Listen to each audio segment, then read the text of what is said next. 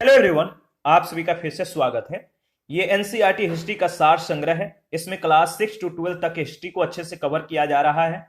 आज का टॉपिक है विदेशी यात्रा के वृत्तांत, अध्याय 33। सबसे पहले अल बरूनी के बारे में हम लोग डिस्कस करेंगे। देखिए, अल बरूनी का जन्म 973 ईस्वी में ख्वारिज्म यानी आधुनिक उज्बेकिस्तान में हुआ था। अल बरूनी कई भाषाओं का ज्ञाता था, जिसमें सीरियाई, फारसी, हिब्रू और संस्कृत शामिल है। 1017 ईस्वी में ख्वारिज्म पर आक्रमण के पश्चात महमूद गजनवी यहां से अनेक विद्वानों और कवियों को अपने साथ राजधानी गजनी ले गया, जिनमें एक अलबरूनी भी शामिल था। अलबरूनी बंधक के रूप में गजनी आया था, परंतु धीरे धीरे उसे शहर पसंद आने लगा और 70 वर्ष की आयु में अपनी मृत्यु तक शेष जीवन गजनी में ही बिताया। गजनी में ही अलबरूनी को भारत के प्रति रुचि विकसित हुई। अलबरूनी ने ब्राह्मण पुरोहितों और विद्वानों के साथ अनेक वर्ष व्यतीत किए तथा संस्कृत धर्म दर्शन का ज्ञान प्राप्त किया। अनेक भाषाओं में दक्षता हासिल करने के कारण अलबरूनी भाषाओं के तुलना और ग्रंथों का अनुवाद करने में सक्षम था। उसने अनेक संस्कृत कृतियों, जिनमें पतंजलि का व्याकरण ग्रंथ भी था, इसका अनुवाद अरबी में किया। इसके बाद किताब उल हिंद के बारे में डिस्कस करते हैं। यह अलबरूनी का लिखी गई एक पुस्तक है, किताब उल हिंद। तो अलबरूनी के द्वारा अरबी में लिखी गई किताब उल हिंद एक पुस्तक है। इसकी भाषा सरल और स्पष्ट है। यह एक विस्तृत ग्रंथ है जो धर्म, दर्शन, त्योहार, खगोल विज्ञान, रीति रिवाज, प्रथाओं, सामाजिक जीवन, मापतल व मापन विधि, मूर्तिकला और कानून इत्यादि विषयों के आधार पर 80 अध्यायों में यह विभाजित है। अलबरूनी ने प्रत्येक अध्याय में एक विशिष्ट शैली का प्रयोग किया, जिसके आरंभ में एक प्रश्न होता था, फिर संस्कृतवादी परंपराओं पर आधारित वर्णन और अंत में अन्य संस्कृतियों के साथ तुलना की जाती थी। इन समस्याओं की जानकारी होने पर भी अलबरूनी लगभग पूर्ण रूप से ब्राह्मणों के द्वारा रचित कृतियों पर आश्रित रहा। वह भारतीय समाज को समझने के लिए वेद, पुराण, भगवत गीता, पतंजलि की कृतियों और मनुस्मृति इत्यादि पर निर्भर रहा। संस्कृत के विषय में अलबरूनी लिखता है कि संस्कृत भाषा सीखना सरल नहीं है, आसान नहीं है, क्योंकि अरबी भाषा की पहुंच बहुत विस्तृत है। ठीक है, इस तरह से संस्कृत के बारे में यह लिखता है और बताता है कि इस्लाम में सभी लोगों को समान माना जाता था तथा विभिन्नताएं केवल धार्मिकता के पालन में थी, धार्मिकता के पक्ष में थी। जाति व्यवस्था के संदर्भ में ब्राह्मणवादी व्यवस्था को मानने के बाद भी अलबरूनी ने अपवित्रता की मान्यता को स्वीकार नहीं किया। उसके अनुसार जाति व्यवस्था में निहित अपवित्रता की धारणा प्रकृति के नियमों के विरुद्ध है। उसने यह भी लिखा कि प्रत्येक वह वस्तु जो अपवित्र हो जाती है, पवित्रता को पुनः प्राप्त करने का ये प्रयास करती हैं तथा उसमें सफल भी हो जाती हैं। वो अपवित्र वस्तु पवित्र भी हो जाती है। अलबरूनी लिखता है कि वैश्य और शूद्र वर्ण के बीच अधिक अंतर नहीं है। जो वैश्य और शूद्र हैं, इन दोनों के बीच अधिक अंतर नहीं है। ये दोनों एक साथ ही शहर और गांव में रहते हैं। जाति व्यवस्था के विषय में अलबरूनी का विवरण संस्कृत ग्रंथों से पूर्ण रूप से प्रभावित है। यद्यपि देखिए, अंत्यज यानी शाब्दिक रूप में व्यवस्था से परे सामाजिक प्रताड़ना के शिकार थे, परंतु फिर भी अर्थतंत्र का हिस्सा थे। इसके बाद दूसरा नाम आता है इब्न बतूता का। देखिए, इब्न बतूता का जन्म टॉन्जियर यानी मोरक्को के एक सम्मानित परिवार में हुआ, जो इस्लामी कानून अथवा शरिया पर अपनी विशेषज्ञता के लिए प्रसिद्ध था। इब्न बतूता पुस्तकों के स्थान पर यात्राओं से अर्जित अनुभवों को ज्ञान का अधिक महत्वपूर्ण स्रोत मानता था। भारत प्रस्थान से पहले वह मक्का, सीरिया, इराक, यमन, ओमान और पूर्वी अफ्रीका के अनेक तटीय बंदरगाहों की यात्रा कर चुका था। मध्य एशिया के मार्ग से होकर इब्न बतूता 1333 ईस्वी में स्थल मार्ग से सिंध पहुंचा था। मोहम्मद बिन तुगलक ने उसे दिल्ली का काजी नियुक्त किया। इब्न बतूता इस पद पर अनेक वर्षों तक रहा। फिर उसने सुल्तान का विश्वास खो दिया और उसे कैद कर लिया गया। यद्यपि बाद में पुनः उसे राजकीय सेवा में ले लिया गया। मोहम्मद बिन तुगलक ने 1342 ईस्वी में मंगोल शासक के पास सुल्तान के दूत के रूप में जाने का आदेश दिया। उसने व्यापक रूप से चीन में यात्रा की और बीजिंग तक पहुंच गया, परंतु वह लंबे समय तक प्रवास नहीं किया। 1347 ईस्वी में घर जाने का निश्चय किया और 1354 ईस्वी में वह घर वापस पहुंचा। इब्न बतूता ने रेहला नामक पुस्तक, इसका पुस्तक जो है रेहला जो है, याद रखिएगा बहुत ज्यादा इंपॉर्टेंट है, यहां से प्रश्न पूछे गए। इब्न बतूता ने रेहला नामक पुस्तक लिखी जिसमें भारत से संबंधित जानकारी मिलती है, तो याद रखिएगा। देखिए, चीन के विषय में उसके वृत्तांतों की तुलना मार्को पोलो, जो 13वीं सदी का मतलब कि मार्को पोलो है जो वेनिस का यात्री था, इनसे की जाती है। उस समय यात्रा करना जो है अधिक असुरक्षित था। इब्न बतूता अनेक बार डाकुओं के आक्रमणों से परेशान हुआ था और यही कारण है कि वह अपने साथियों के साथ कारवां में चलना पसंद करता था। मतलब कि भीड़ में अपने साथियों के साथ, एक से अधिक साथियों के साथ वो चलना पसंद करता था ताकि डाकू जो है उसे परेशान ना करें। इब्न बतूता एक हठीला यात्री था। जब वो वापस गया तो स्थानीय शासक के निर्देश पर उसकी कहानियों या वृत्तांतों को जो है दर्ज किया गया। इब्न बतूता के द्वारा नारियल का जो है वर्णन एक प्रकृति के विस्मयकारी वृक्षों के रूप में किया गया है।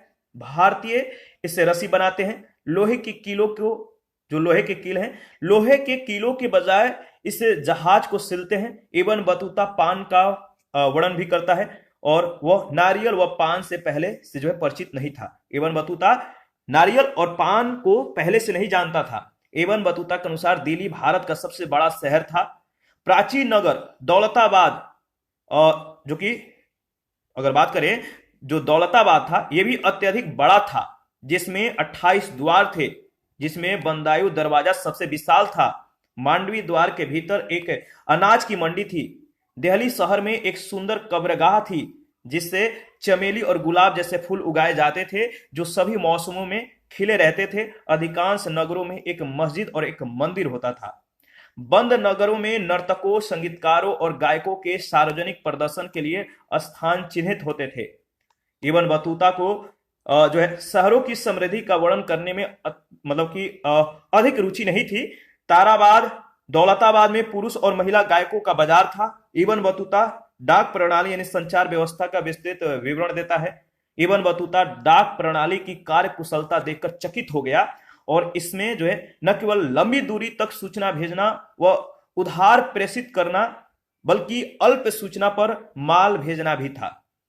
डाक प्रणाली इतनी कुशल थी कि जहां सिंध से दिल्ली की यात्रा में 50 दिन लगते थे, वहीं गुप्तचरों की खबरें सुल्तान तक इस डाक व्यवस्था के माध्यम से मात्र 5 दिनों में पहुंच जाती थी और लगभग सभी व्यापारिक मार्गों पर सराय और विश्राम गृह जो है स्थापित किए गए थे। इसके बाद बर्नियर के बारे में डिस्कस कर लेते हैं।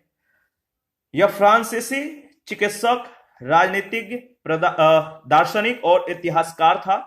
जो वर्नियर था यह फ्रांसीसी चिकित्सक था, राजनीतिज्ञ भी था, दार्शनिक और इतिहासकार भी था।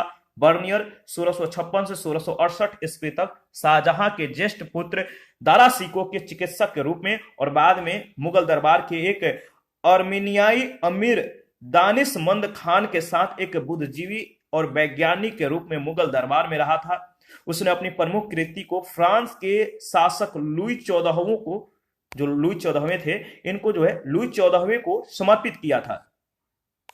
अगर बात करें नेक्स्ट इसके बारे में तो याद रखिएगा, प्रत्येक दृष्टांत में बर्नियर जो है भारत की स्थिति को जो है यूरोप से निम्न दिखाता है और बर्नियर के कार्य हैं फ्रांस में 1670 से 1671 ईस्वी में प्रकाशित हुए और अगले 5 वर्षों में अंग्रेजी, डच, जापानी और इतालवी भाषा में जो है ये इसका जो है अनुवाद हुआ। बर्नियर ने अनेक बार मुगल सेना के साथ यात्राएं की। एक बार वह कश्मीर भी गया। बर्नियर की कृति ट्रेवल इन मुगल एम्पायर थी। क्या थी? जो बर्नियर के द्वारा लिखी गई कृति थी ट्रेवल इन मुगल एम्पायर थी। भूस्वामित्व पर बर्नियर कहता है कि यूरोप के विपरीत भारत में निजी भूस्वामित्व का अभाव था। मुगल सम्राट सारी भूमि का स्वामी होता था जो इसे अपने अमीरों के बीच बांट देता था। यह अर्थव्यवस्था के लिए हानिकारक था। राजकीय भूस्वामित्व के कारण भूधारक भूमि अपने बच्चों को नहीं दे सकते थे, इसीलिए वे भूमि में सुधार व निवेश में रुचि नहीं लेते थे और इस कारण से कृषि का विकास अवरुद्ध हो गया था। बर्नियर लिखता है कि भारत में मध्य वर्ग नहीं था। हिंदुस्तान के बारे में उसने लिखा है कि यहाँ की कृषि अच्छी नहीं है। कृषि योग्य भूमि का एक बड़ा हिस्सा श्रमिकों के अभाव में कृषि विहीन है। ठीक है, यहाँ की हवा दूषित है। बर्नियर चेतावनी देता है कि यदि यूरोपीय शासकों ने मुगलों का अनुसरण किया तो यूरोप तबाह हो जाएगा। बर्नियर हिंदुस्तान की अधिकांश समस्याओं की जड़ निजी भूस्वामित्व के अभाव को जो है मानता था।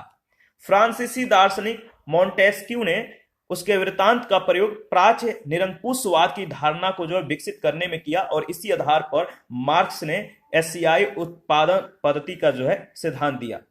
एक भी सरकारी मुगल दस्तावेज यह इंगित नहीं करता है कि राज ही भूमि का एकमात्र स्वामी था। शिल्पकारों के संदर्भ में बर्नियर लिखता है कि शिल्पकार मूल रूप से आलसी होता है। जो भी निर्माण करता है वह अपनी आवश्यकता या अन्य बाध्यताओं के कारण करता है। शिल्पकारों के पास अपने उत्पादों को बेहतर बनाने की कोई प्रेरणा नहीं थी। कोई मुनाफे का अधिग्रहण राज के द्वारा मतलब कि क्योंकि प्रेरणा इसलिए नहीं थी, शिल्पकारों के पास अपने उत्पादों को बेहतर बनाने की जो लालसा थी वो इसलिए नहीं थी, प्रेरणा इसलिए नहीं थी क्योंकि मुनाफे का जो अधिग्रहण था राज के द्वारा कर लिया जाता था। जो अधिक मुनाफा जो होते थे वो राज ले लेता था, इसलिए उत्पादन प्रत्येक जगह जो है पतन उन्मुख था, यानी पतन की ओर था। हालांकि यह भी मानता है कि संपूर्ण विश्व से बड़ी मात्रा में बहुमूल्य धातुएं भारत आती थी। नगरों के विषय में वह लिखता है कि 17वीं सदी में लगभग 15% भारतीय जनसंख्या नगरों में रहती थी। यह अनुपात उस समय के यूरोप से जो है अधिक था। इसके बावजूद भी बर्नियर भारतीय नगरों को शिविर नगर कहता है, जिसका आशय उन नगरों से जो अपने अस्तित्व के लिए राजकीय शिविरों पर निर्भर थे। उसका कहना है कि वे नगर राजकीय दरबार के आगमन के साथ अस्तित्व में आते हैं। इसी के साथ जो हमारा मतलब कि जो मेडावल हिस्ट्री था वो समाप्त हो जाता है। तो हम लोगों ने एंशियंट हिस्ट्री और मेडावल हिस्ट्री को जो है बहुत अच्छे से समाप्त कर लिया है और नेक्स्ट सेशन में हम लोग मॉडर्न हिस्ट्री को स्टार्ट करेंगे। तो मॉडर्न हिस्ट्री में जो टॉपिक हैं आप एक बार देख लीजिएगा, पीडीएफ अगर आपके पास है तो आप ले लीजिएगा और एक बार रिवीजन कर लीजिएगा, इसके बाद डिस्कशन को स्टार्ट करेंगे। तो टॉपिक आप एक बार देख लीजिए, ठीक है। टॉपिक क्या है मॉडर्न हिस्ट्री में जो हम लोग डिस्कस करेंगे। मॉडर्न हिस्ट्री बहुत ज्यादा इंपॉर्टेंट है। आप लोग 2-3 बार जो है जब इसका जो लेक्चर स्टार्ट हो जाएगा तब 2-3 बार हर लेक्चर को जो है रिवीजन करते रहिएगा।